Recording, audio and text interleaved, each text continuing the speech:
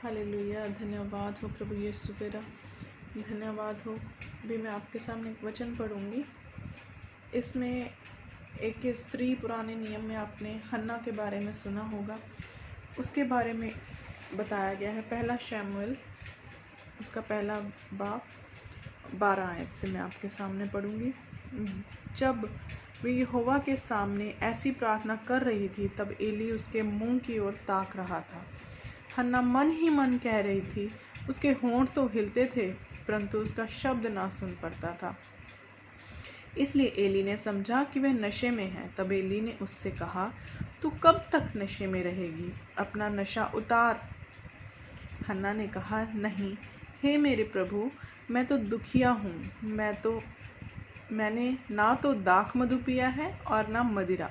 मैंने अपने मन की बात खोल कर यहोवा से कही है। अपनी दासी को ओछी स्त्री ना जान। जो कुछ मैंने अब तक कहा है, वे बहुत ही शोकित होने और चिढ़ाई जाने के कारण कहा है। एली ने कहा, कुशल से चली जा, इज़राइल का परमेश्वर तुझे मन चाहा वरदान दे। उसने कहा, तेरी दासी तेरी दृष्टि में अनुग्रह पाए। जब वे स्त्री चली गई और खाना खाया, और उसका मुंह फिर उदास ना रहा।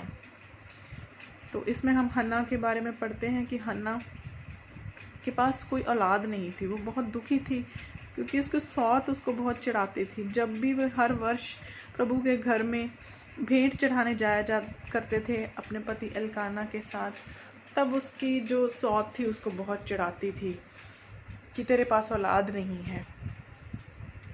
तो आज जिन बहन भाइयों के पास औलाद नहीं है, उनको निराश होने की ज़रूरत नहीं है। वो हन्ना की तरफ देखें, उसने कैसे रूह और सच्चाई के साथ खुदा से बातें करती थी और खुदा से कमिटमेंट्स करती थी कि खुदा बाप, अगर तू मुझे औलाद देगा तो मैं उसे तेरे घर में याजक के पास भेंट चढ़ाऊंगी। तो उसने अपने वायदे के मुताबिक वैसा किया भी। तो खुदा ने उसकी दुआ को सुना और उसको एक बेटे से नवाजा, जिसका नाम उसने शमूएल रखा। तो हमें भी साहस नहीं छोड़ना चाहिए। हन्ना ने बहुत रूह के साथ बहुत सालों तक जाती रही और गिड़गिड़ा कर खुदा के हुजूर में दुआ करती रही।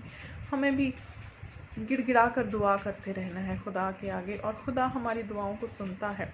वो देर इसलिए लगाता है कई बार हमारी दुआओं को सुनने के लिए कि वो हमारे संयम को देखता है कि हम कहीं संयम खोकर खुदा को छोड़ तो नहीं देंगे, कि हम सिर्फ इस आशीष को पाने के लिए ही खुदा के पास तो नहीं आए। वो हमारे मनों को, दिलों को जांचता है।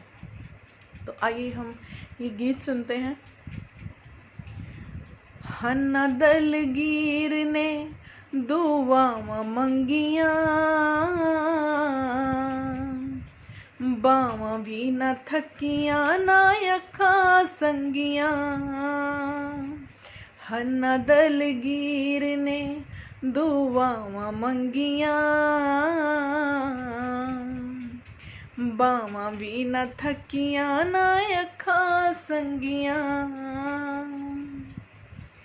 एली के हन्ना कर ना कसूरनी, कद तक रहेगी नशे च चूरनी। एली के हन्ना कर ना कसूरनी, कद तक रहेगी नशे च चूरनी। कर दिए नशे विच गल्लां मंदियां, बावां भी ना थकियां ना अखां संगियां। हन्ना दलगीर ने दुआवां मंगियां, बावां भी ना थकियां ना अखां संगियां।